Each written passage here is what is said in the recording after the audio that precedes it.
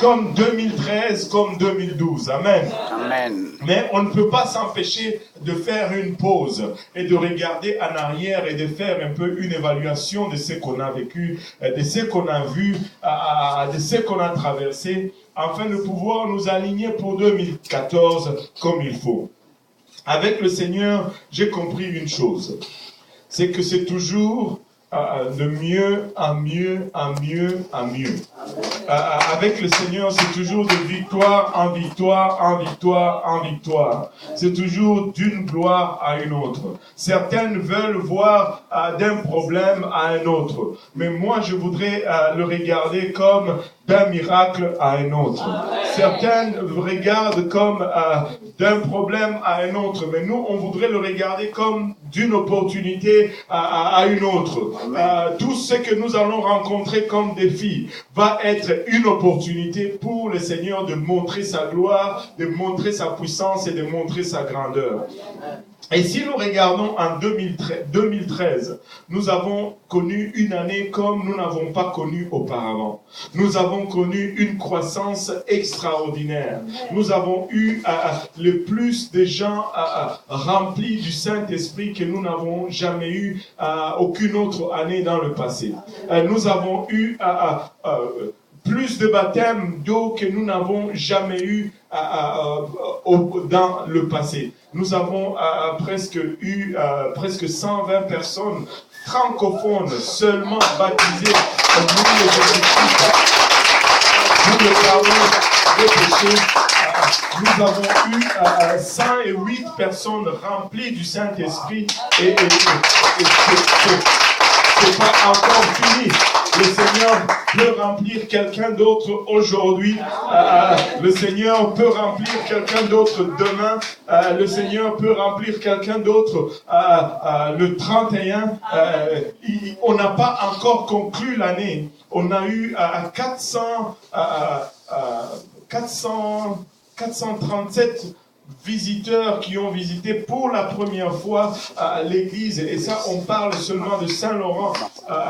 Si nous faisons le total de l'Est et de Saint-Laurent pour les services francophones, il y a eu plus de 480 personnes environ, je devrais dire, qui ont visité notre église pour la première fois, qui sont venus parmi nous pour la première fois dans l'année 2013. Ce fut une année extraordinaire. L'église a grandi. Quand on a commencé ici, en début de 2013, on se réunissait une vingtaine de personnes dans cette salle. Maintenant, nous frisons les 50 quelques presque à chaque dimanche, si nous excluons les 2 dimanches passés avec la tempête et tout. Il y avait quand même des braves qui étaient là. Il y a des gens vraiment qui sont accros à l'église ici. On était, moi, le frère Achille, en train de pelleter quelques 40 cm de neige à l'extérieur. Il faisait moins 20 quelque chose. Le frère Achille pleurait des larmes en glace. Pour qu'il pleure, il fallait qu'on mette ses larmes dans un poêle qu'on le réchauffe. Mais on était en train de pelleter, on voit une sœur qui vient tout bonnement avec son parapluie. Elle est en train de marcher là, bonnement là, sur le trottoir, en train de venir à l'église. Tu regardes comme ça, tu dis, mais ce n'est pas possible. Ce n'est pas possible. Le dimanche qui suivait, il y avait encore plein de neige. Là, on voit une maman qui abandonne sa poussette à l'autre coin de la rue. Elle prend son bébé, elle doit venir à l'église.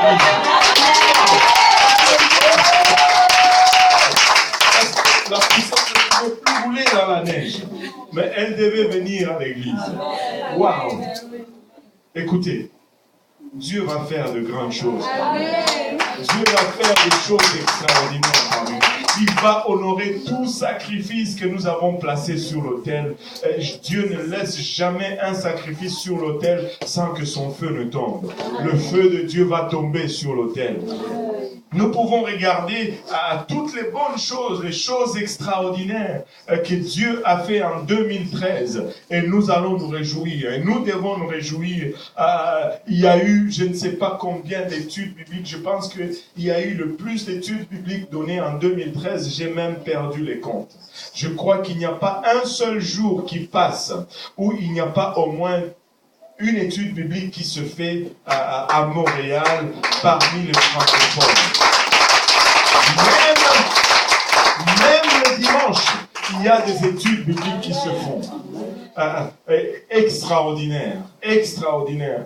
Vous êtes une église extraordinaire. Vous êtes un peuple extraordinaire. Il n'y en a pas deux comme vous. Alléluia. Et nous allons persévérer. Nous allons faire encore davantage. Nous allons enseigner les études bibliques comme nous n'avons jamais enseigné auparavant. Nous pouvons regarder à 2013 et avoir de bonnes raisons de nous réjouir. Mais 2013 n'a pas amené que la joie. 2013 a aussi amené des larmes. Je pense que 2013 a aussi une année où nous avons vu beaucoup de personnes nous quitter.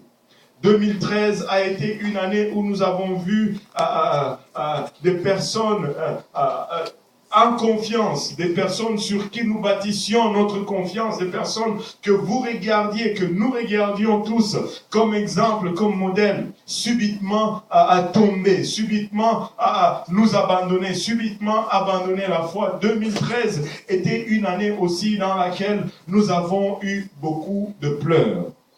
Il y a eu beaucoup de réjouissances, mais il y a eu aussi des moments très amers en 2013. Surtout vers la fin, nous avons été beaucoup éprouvés. Il y a des jours où tu t'es demandé, mais Seigneur, qu'est-ce qui se passe? Qu'est-ce qui arrive, Seigneur? On dirait que l'enfer est déchaîné. Nous savons que nous sommes en guerre contre l'enfer, mais on commence à voir des soldats qui tombent à gauche et à droite. La mine de plusieurs d'entre vous était basse. Certains d'entre nous ont passé des moments très difficiles, des moments où ils étaient vraiment dans la vallée de l'ombre de la mort. Plusieurs d'entre nous ont continué à marcher, comme le psaume dit, quand je marche dans la vallée de l'ombre de la mort. Mais certains se sont arrêtés dans cette vallée de l'ombre de la mort. Et nous avons enregistré des pertes énormes. Et nous avons pleuré. Et je pleurais au Seigneur, je disais, mais qu'est-ce qui se passe? On devrait conclure cette année en beauté. On devait finir en force comme on a fini. Mais laissez-moi vous dire, quand l'opportunité est grande, l'opposition est aussi grande. La conclusion de 2013 n'est qu'une préparation pour 2014. Autant l'adversaire a été féroce contre nous à la fin de 2013. Autant la grâce de Dieu va abonder en 2014.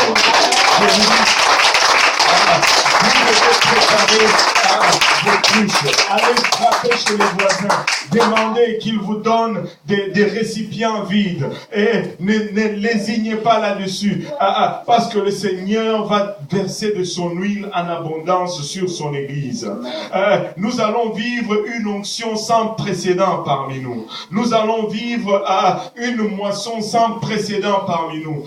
Autant cette action de l'enfer a été violente, autant la réaction du ciel va être aussi violente. Parce que la réaction est toujours proportionnelle à l'action. Mais devinez quoi, la réaction est toujours dans la direction, dans le sens contraire de l'action. Autant ça a été violent vers nous, autant ça va être violent vers l'enfer, parce que l'Église va aller vraiment à la porte de l'enfer et va arracher ces gens que l'enfer nous a volés avec violence.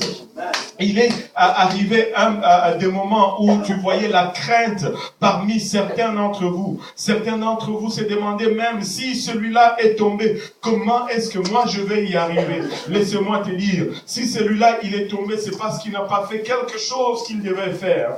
Mais Dieu va te préserver. Dieu va te garder. Sois rassuré, ce n'est pas le pasteur qui te garde, ce n'est pas le frère Serge qui te garde, ce n'est pas telle ou telle personne qui te garde. Tu n'es pas gardé par des gens faillibles. Bien que les gens ont failli en 2013, celui qui te garde ne faillit point. Celui qui te garde ne sommeille ni ne dort. Il va continuer à te garder, il va continuer à te préserver si tu marches dans ses voies et si tu appliques sa parole comme il te demande de le faire. Nous n'avons rien à craindre. Nous n'avons pas à craindre la chute. Nous n'avons pas à craindre le déchaînement de l'enfer. Nous n'avons absolument rien à craindre. Vous savez, j'ai toujours dit ceci, il y a 3 voies dans la démocratie, si je peux me permettre d'utiliser ce terme, dans la démocratie divine. Il y a seulement 3 voies. C'est un vote où il n'y a que 3 voies.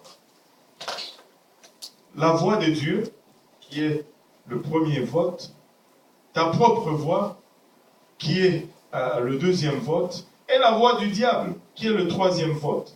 Et ton sort, ton avenir n'est déterminé que par ces 3 voix ou ces 3 votes. Dieu vote pour l'éternité pour toi.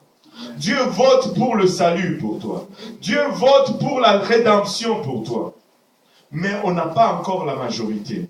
Le diable vote pour ta destruction. Le diable vote pour l'enfer pour toi. Mais on n'a pas encore la majorité. Il y a une seule voix qui va départager cette élection. Et c'est ta voix. Avec qui tu vas voter en 2014. C'est ce qui va déterminer où tu vas te tenir. C'est ce qui va déterminer si tu vas marcher jusqu'au bout ou pas. Mais quant à Dieu, tout est déjà établi. Quant à Dieu, il voit déjà ton salut. Quant à Dieu, il voit déjà ta délivrance. Quant à Dieu, il voit déjà ta provision. Mais de quel côté tu vas voter, toi? Tu es celui qui fait la différence dans cette élection. Tu es celui qui va toujours faire la différence dans cette élection. Ce n'est pas ton frère à côté de toi, ce n'est pas ta sœur à côté de toi, c'est toi-même. Pointe vers toi-même, dis-toi, c'est moi. Je vais voter avec Dieu. Je vais voter avec Dieu en 2014. Alléluia. Il a déjà promis de te garder. Il a déjà promis de te préserver. Si nous nous appliquons à sa tâche, si nous nous appliquons à ce qu'il nous demande de faire, nous allons vaincre ce combat. Nous allons gagner ce combat. Nous n'avons même pas à lutter dans cette bataille. Nous avons juste à nous pointer et à nous tenir fermes. Et la victoire est déjà nôtre. Amen. La victoire est déjà nôtre. Nous allons déterminer avec quelle fréquence Dieu va travailler dans notre vie. Nous allons déterminer à quelle proportion Dieu va ajouter dans notre vie. Individuellement et dans notre vie comme Église collectivement. C'est nous qui décidons de la proportion. Dieu est déjà volontiers. Dieu veut. Dieu veut. Regarde ton voisin, dis-lui, Dieu veut. Dieu veut. Alléluia. Dieu veut. Alléluia. Mais le même ennemi auquel nous avons fait face en 2013, nous allons y faire face aussi en 2014. Il a utilisé presque la même stratégie pour faire tomber ceux qui sont tombés en 2013. J'étais ici le vendredi soir, j'étais en congé, soi-disant, et je suis venu parce que j'ai besoin de recevoir la parole du Seigneur. Et il y avait un service de jeunes ici. Si vous êtes jeune et que vous ne venez pas au service des jeunes, vous ne savez pas quoi vous manquez. J'étais à J. Péniel. Je n'avais rien à voir avec le service. J'étais là comme un visiteur. Et ça m'a fait du bien. J'étais assis juste dans le fond là. Le service a été ouvert, le frère Achille a prêché un message extraordinaire. Au fond, j'aurais juste dû lui demander de prêcher ce matin. Et ça allait être exactement cela. Mais bon, alléluia. Je suis là en train de prêcher. C'est pas possible. Vous savez, il a presque prêché tout ce que je devais vous dire. Donc si vous étiez là, on allait avoir un service très court aujourd'hui.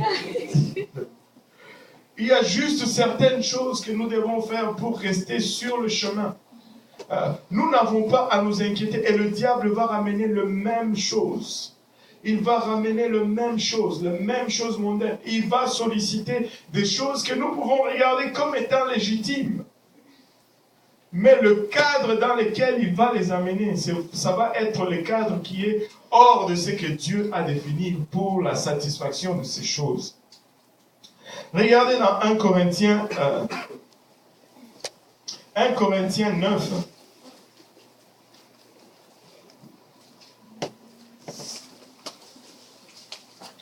Juste le verset 24. On peut lire aussi le verset 23. Il dit, « Je fais tout à cause de l'évangile, afin d'y avoir part. Ne savez-vous pas que ceux qui courent dans le stade courent tous, mais qu'un remporte les prix? Courez de manière à remporter. Courez de manière à le remporter. » On ne s'engage pas dans cette course avec l'idée de perdre.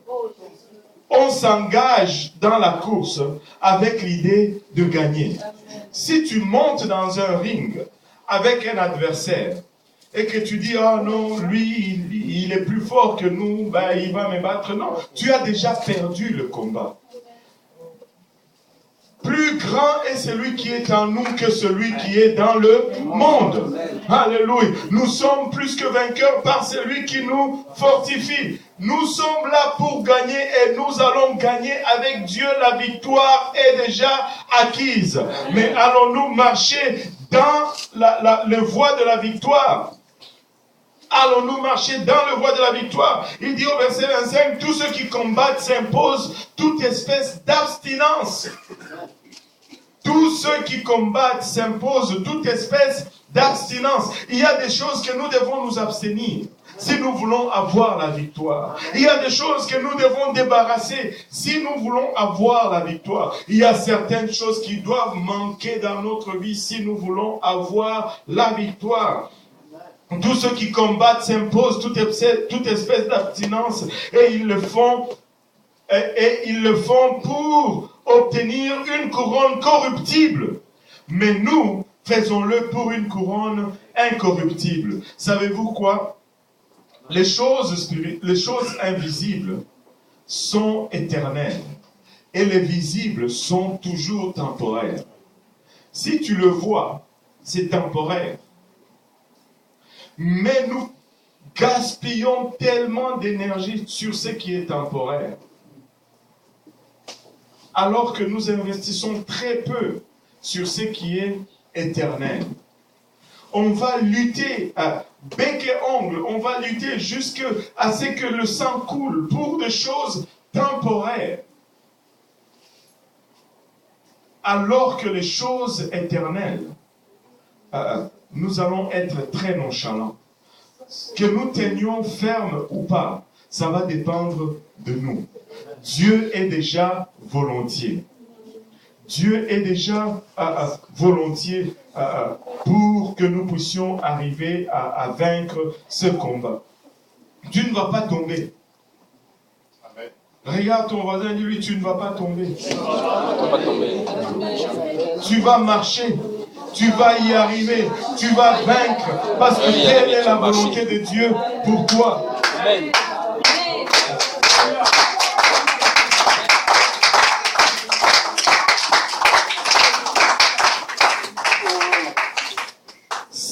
Gardons notre objectif, si nous ne nous laissons pas distraire par des choses temporaires, nous n'allons pas tomber. Dieu nous a laissés ici sur terre pour une seule chose, pour gagner les âmes. S'il n'y avait pas des âmes à gagner, Dieu allait nous tuer tous juste après nous avoir sauvés. Tu viens, tu te répands, on te baptise au nom de Jésus-Christ, tu lèves les bras, tu commences à parler en langue, tu tombes mort, et puis tu vas au ciel. S'il n'y avait pas d'âme à gagner, c'est comme ça que ça allait se passer. Dieu ne t'a pas laissé ici sur terre pour que tu sois tenté. Ce n'est pas ça le but. Dieu ne t'a pas laissé ici sur terre pour que tu sois exposé à tous ces dangers et que tu risques de perdre ton salut. Ce n'est pas ça le but. Dieu t'a laissé ici sur terre parce que tu es la seule personne qui puisse prêcher cet évangile à quelqu'un. Vous savez, il y a des gens que moi je ne vais jamais croiser et que c'est le frère Maxime qui va le croiser. Qui va leur prêcher l'évangile? C'est lui. Et si tu gardes ton focus sur l'évangile, tu vas toujours vaincre le diable. Tu vas toujours survivre à toute preuve. Nous sommes là pour une et une seule mission, prêcher l'évangile. Prêcher l'évangile. Je vais finir avec ce passage dans le livre de Jude.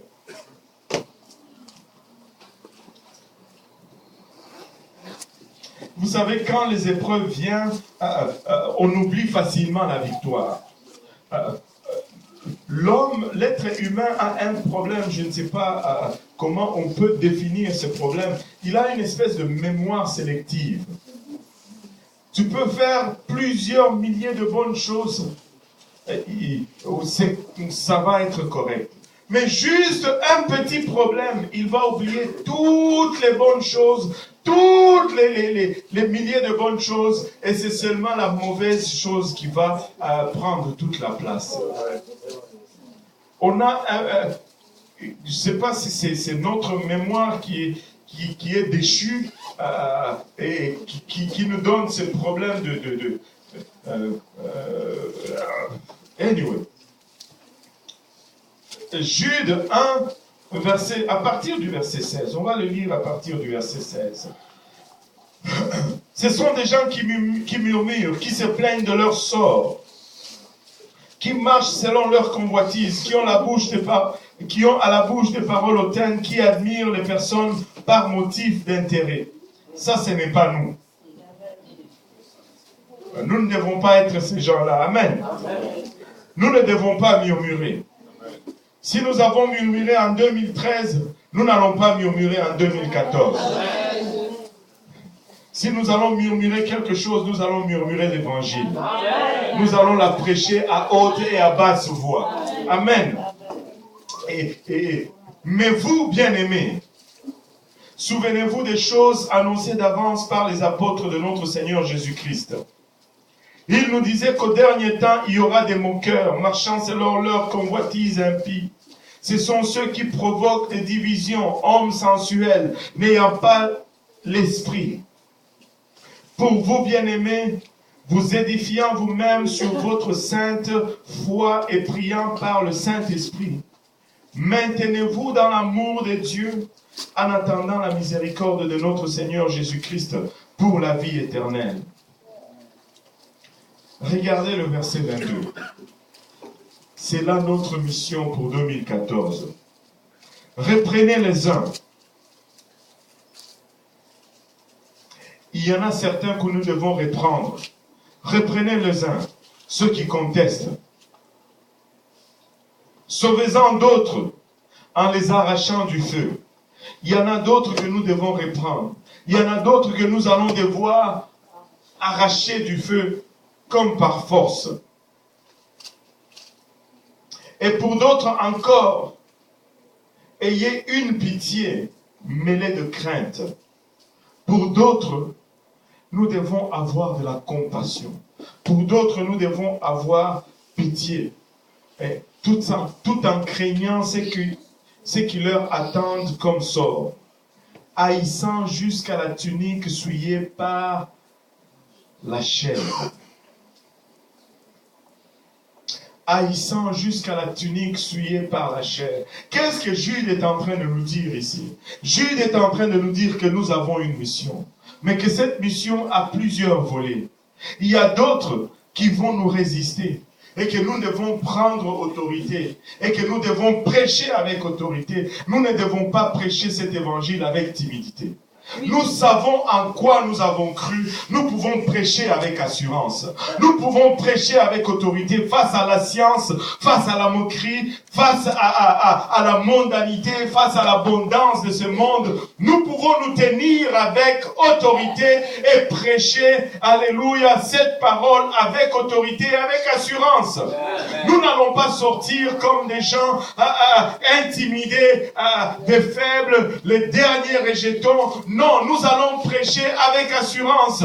Nous allons déclarer cet évangile avec zèle. Nous allons les déclarer au coin des rues. Nous allons les déclarer dans les universités. Nous allons le faire face. Nous allons contester parce que nous savons que ce livre fait sens. Ce livre contient toute la vérité et ni la science, ni l'anthropologie, ni tout ce qu'ils peuvent nous étaler comme connaissance ne peut tenir face à ce livre. Amen. Nous pouvons la prêcher avec assurance. Nous pouvons le faire avec zèle. Ne soyez pas intimidés face au titre, que ce soit des PhD ou les HPD ou peu importe les titres, que ce soit de rang social, que ce soit le rang économique. Nous pouvons prêcher avec assurance. Alléluia. Nous sommes à la veille d'un temps où nous allons voir des gens de dignitaires de cette ville venir à cette vérité. Nous sommes à la veille. Savez-vous où nous avons notre nouvelle bâtisse? Juste au-dessus de nous, il y a une activiste comme pas à peu près. Elle a failli être celle qui s'est présentée pour la ville de Montréal-Est comme maire. Et elle est dans toutes les partis politiques. On l'a déjà invitée à l'église. Et elle va venir à Dieu. Et nous allons prêcher l'évangile. Nous allons voir non seulement des dignitaires des politiques de cette vie venir à Dieu, nous allons voir le membre du clergé, les religieux, les dignitaires religieux venir à Dieu. Parce que c'était ça le livre des Actes. Les religieux vont venir à Dieu. Nous allons convertir les religieux avec leurs églises et avec leurs fidèles. Nous allons les baptiser au nom de Jésus-Christ. Alléluia.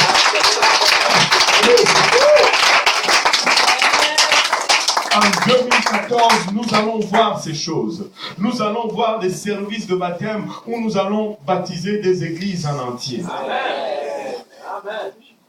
Le pasteur, sa femme, le prêtre avec sa congrégation, le bouddhiste avec son monastère, nous allons les baptiser au nom de Jésus-Christ pour le pardon de leurs péchés. Parce qu'il n'y a qu'une seule voie. Il n'y en a pas deux, il n'y en a pas trois. S'ils sont sur un autre chemin, ils vont vers la perdition. Nous avons le chemin et nous pouvons le prêcher avec assurance. Nous allons le prêcher avec assurance, avec autorité. Amen. Amen. Nous n'allons avoir peur des personnes. Nous n'allons pas avoir froid aux yeux. Nous allons prêcher partout. Alléluia. Gloire au nom de Jésus-Christ. Le Seigneur nous a déjà mis à cœur quelque chose que nous allons faire cette année. Par la grâce de Dieu, nous allons le faire cette année. Si ce n'est pas cette année, c'est 2015. Et la seule chose qui va nous empêcher, c'est probablement la disponibilité de ceux que nous pensions qui doivent être là pour ce grand événement. Alléluia. Gloire au nom de Jésus. Alléluia. Que tout le monde dise, je veux participer. Alléluia. Je veux y être. Je veux faire partir de ceci. Alléluia. Gloire au nom de Jésus. Gloire au nom de Jésus. Il y a d'autres que nous devons sauver en les arrachant du feu. Il y a d'autres pour lesquels nous devons nous faire violence et aller jusqu'aux portes de l'enfer pour les arracher du feu de l'enfer. Il y a d'autres pour qui ça va prendre notre courage, notre bravoure, pour aller en des lieux où nous n'avons pas l'habitude d'aller, pour aller confronter des dangers que nous n'avons pas l'habitude de confronter, pour pouvoir prêcher cet évangile. Ce n'est ni le banditisme, ni la drogue, ni la violence de certains quartiers qui vont nous empêcher d'aller prêcher cet évangile. Montréal-Nord est réputé pour sa violence et je ne sais pas pourquoi, mais nous allons prêcher l'évangile là. Et nous allons convertir ces chefs de gangs. Ils vont commencer à prêcher l'évangile. Ils vont faire partir de la présence pour la grâce de Jésus-Christ. Alléluia. Vous savez, nous avons notre nouvelle bâtisse dans Hochelaga. Hochelaga, Maisonneuve, est une des quartiers réputés comme un des quartiers les plus pauvres. On l'appelle Homa. Hochelaga, Maisonneuve, Homa. Mais c'est là où Dieu a dit, mon église doit être là. Nous allons aller aux portes de l'enfer. Nous allons aller aux portes de leur ghetto. Nous allons y aller et nous allons les arracher de force. Parce que c'est là où Dieu nous envoie. Amen. Alléluia. Alléluia. Et d'autres, encore, ayez une pitié mêlée de crainte. Vous savez, certaines personnes, c'est par pitié que nous allons les gagner. C'est par compassion que nous allons les gagner. Parce que si nous n'avons pas compassion d'eux, nous risquons de les rejeter par offense. Il y en a qui vont nous narguer. Il y en a qui vont se moquer de nous. Mais nous devons voir leurs conditions et leur état et avoir pitié d'eux parce que leur destination n'est pas agréable. Tu ne peux pas souhaiter cela même à ton pire ennemi. Même à ton pire ennemi, tu ne peux pas souhaiter l'enfer. Peu importe ce qu'ils font, peu importe ce qu'ils disent au sujet de nous, peu importe comment ils se moquent de nous, nous avons une mission. Nous devons les prendre en pitié. Nous devons les aimer quand même. Nous devons leur démontrer l'amour de Christ, celui-là qui était à la croix et qui regardait leur bourreau et qui disait, Seigneur, pardonne-leur parce qu'ils ne savent pas ce qu'ils font. C'est par compassion que nous allons les gagner. C'est pas, ils nous ont rejetés. Ils se sont moqués de notre style de vie. Ils nous ont calomniés. Ils nous ont médit à gauche et à droite. Mais nous devons aller puiser en Christ une autre dose de compassion afin que nous puissions le regarder comme lui le regarde. Et que par compassion, nous puissions les atteindre pour le Seigneur en 2014. Nous avons une mission. Et cette mission nous amène aux portes même de l'enfer. Écoutez, nous ne pouvons pas sauver ces gens sans nous frotter à ce à quoi ils font face. Quand nous allons aller vers eux, nous allons faire face à leur situation. Nous allons confronter leur situation. Mais nous ne pouvons pas jouer de l'isolationnisme pour préserver notre chute. Regarde ton voisin, dis-lui, c'est Dieu qui te garde. Tu ne vas pas tomber. Si tu fais l'œuvre de Dieu, tu ne vas pas tomber. Si tu marches, alléluia, dans le voie qu'il a tracé pour toi, tu ne vas pas tomber. Dieu ne t'a pas prédestiné à la chute. Mais l'œuvre qu'il t'appelle à faire t'amène dans des lieux dangereux. L'œuvre qu'il t'appelle à faire t'expose au fait. Mais assure-toi seulement de mettre ta main droite dans la main de Dieu et étendre ta main gauche, alléluia, vers ce monde en détresse.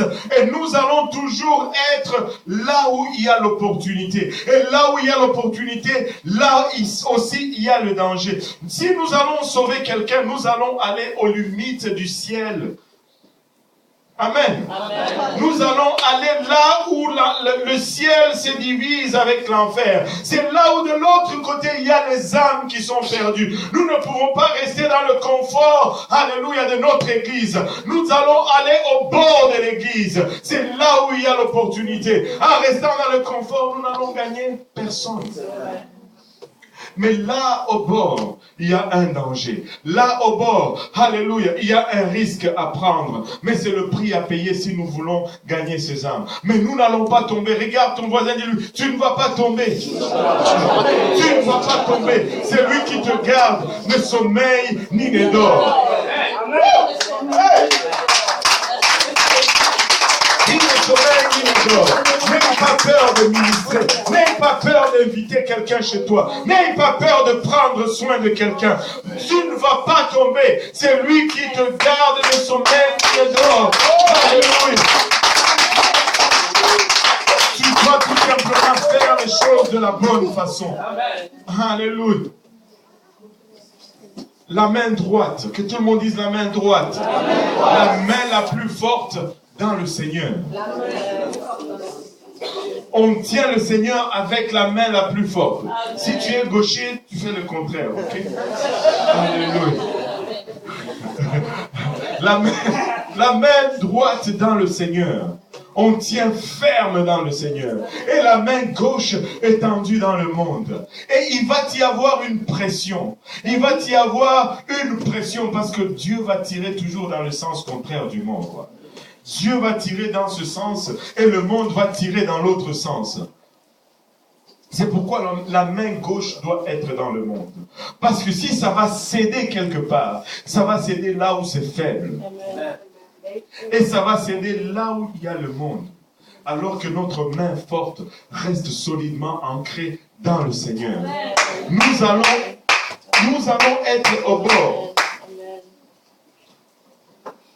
Regardez ce petit bout de phrase. Et pour d'autres encore, dans le verset 23, ayant une pitié mêlée de crainte, virgule, haïssant, que tout le monde dise haïssant. Haïssant jusqu'à la tunique souillée par la chair. Nous n'avons rien à voir avec le monde. Nous pouvons haïr le monde et aimer le pécheur. Amen. Il est en train de nous dire, je vous amène, votre mission c'est aller à la porte de cette opportunité. Mais vous devez détester. Même, qu'est-ce que ça veut dire haïr jusqu'à ce qui est même... C'est une tunique. Il dit une tunique qui n'est pas du monde, mais si elle devient souillée par le monde, par la chair, tu dois la haïr. Écoutez, nous devons être un peuple saint.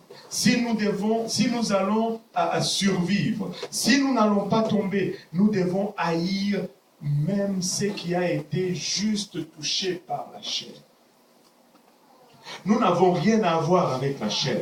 Nous n'avons rien à voir avec ce monde. Nous avons tout à voir avec l'Esprit. Nous avons tout à voir avec Jésus-Christ. Nous allons ressembler à Jésus-Christ. Il n'y aura pas de doute en ce qui concerne notre identité. C'est ce qu'il est en train de nous dire ici. Que notre identité soit claire, que notre identité n'ait rien à voir avec ce qui ressemble à la chair. Alléluia. Nous devons être un peuple distinct totalement. Nous ne devons même pas aimer.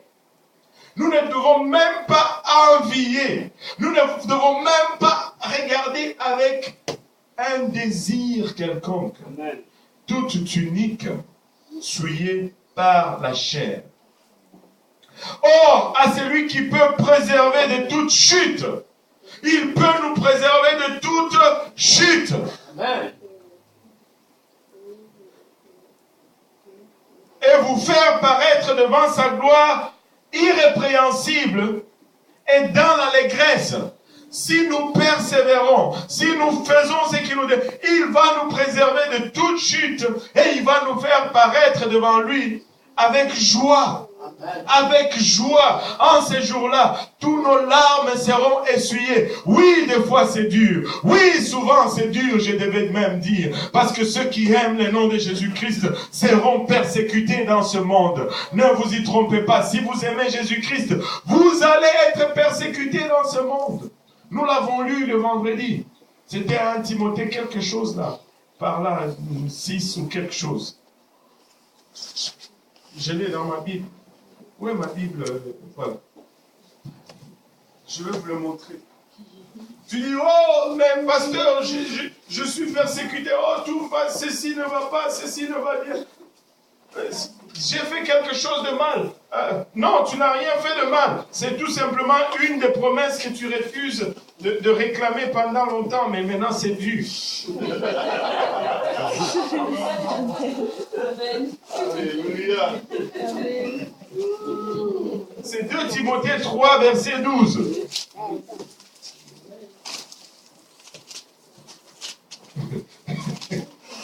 Aïe, aïe, aïe. Oh, tous, comme, ça ne dit pas tout exclut toi. Ça dit tout. Combien de tout ne fait pas partir de tout? Rien.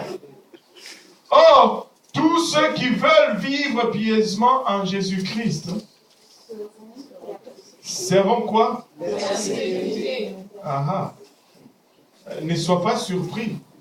C'est juste Dieu. Amen. Amen. Alléluia. Tous ceux qui veulent, ils ne vivent même pas encore, ils veulent seulement. Et ça commence. Oh, alléluia. Je vous dis, être chrétien, ce n'est pas pour les faibles. Il faut se décider. Amen. Alléluia. Et retournons dans Jude. Or, à celui qui vous préserve, à celui qui peut vous préserver de toute chute et vous faire paraître devant sa gloire irrépréhensible et dans l'allégresse.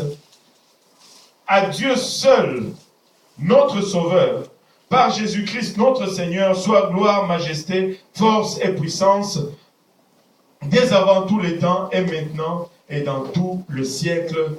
Amen. Dieu va te préserver. Si tu t'attelles à son œuvre, Dieu va te préserver. Si tu t'attelles à prêcher, ne te casse pas la tête à chercher. Qu'est-ce que tu vas dire? Prêche l'évangile. Prêche l'évangile. Prêche l'évangile. La simplicité de l'évangile, c'est la seule chose qui marche. Je vous dis, quand je suis venu au Seigneur, je voulais prêcher des choses compliquées. Je voulais prêcher des choses intelligentes. J'allais chercher dans la science les démonstrations, comment on dit ça là? Je t'ai démontré cela, comment l'évolution était nulle, les âges, les périodes, la période précambrienne, les cellules, les molécules et tout ce qu'on trouve, blablabla, les amibes. Vous savez, je n'ai gagné personne au Seigneur avec cela. Je n'ai gagné personne. La loi de la thermodynamique, toutes ces choses, j'y suis passé. J'y suis passé. Je n'ai gagné zip au Seigneur avec cela. Et la simplicité de l'évangile, il est mort pour toi. Si tu te répands de tes péchés aujourd'hui, il va venir en toi et il va vivre avec toi et il va transformer ta vie. Il va donner du sens à ta vie. La repentance, c'est juste un demi-tour. Écoute, si tu viens porter son nom dans les eaux du baptême, il va effacer tes péchés anciens. C'est une puissance et tu vas recevoir le baptême du Saint-Esprit avec le vide. C'était trop simple. Pour que ma pensée scientifique puisse y croire et y prêche. Je disais que j'y croyais, mais je vous dis la simplicité de l'évangile. Nous allons prêcher l'évangile. Nous allons la prêcher partout. Nous allons aller jusqu'aux portes de l'enfer avec cet évangile. Et nous allons arracher ces captifs avec cet évangile. Le Seigneur, il a commencé une série en 2013, la série de nos familles. Et nos familles vont être sauvées. Et cette série va continuer.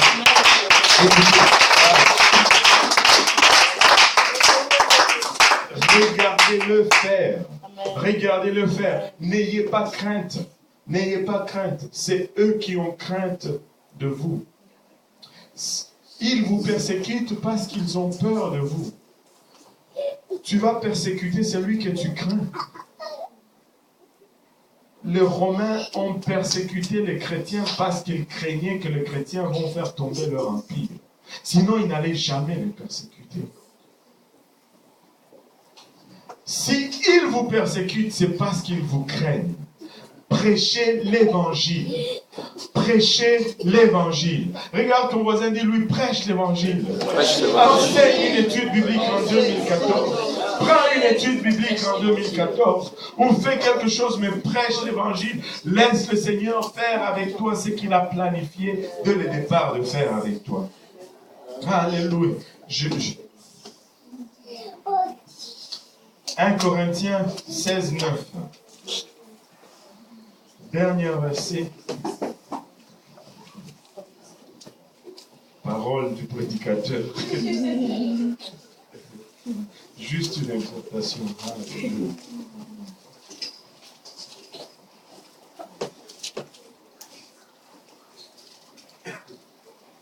1 Corinthiens 16, 9. On va les lire tous ensemble à haute voix. Amen.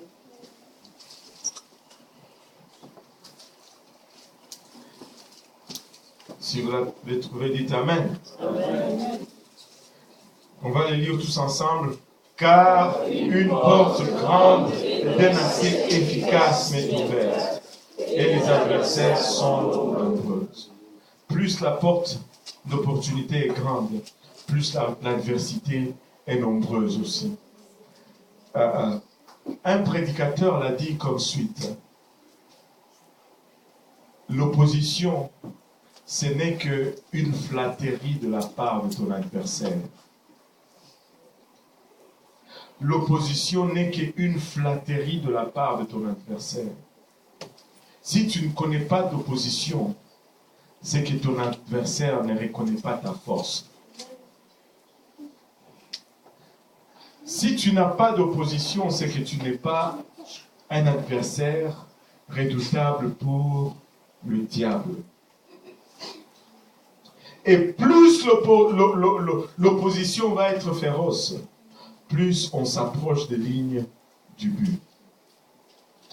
Plus on s'approche du filet, plus l'opposition est intense et efficace. Et coriace, je vous l'ai dit. Donc, plus ça devient dur, plus tu dois être content. Tu dois te dire, waouh, j'approche du but. Waouh, le Seigneur va faire une grande chose maintenant. Waouh, c'est là, c'est à la porte. C'est là, c'est à la porte. Dis à ton voisin, c'est à la porte. Si tu vois l'intensité avec laquelle le diable travaille, c'est parce que nous sommes à la porte. C'est parce que nous sommes à la porte. Et le Seigneur va le faire. Amen. Amen. Alléluia. En nous levant tous ensemble, dis encore une fois à ton voisin, l'Éternel est celui qui te garde. Fais seulement l'œuvre de l'Éternel et tu verras sa gloire manifestée. Et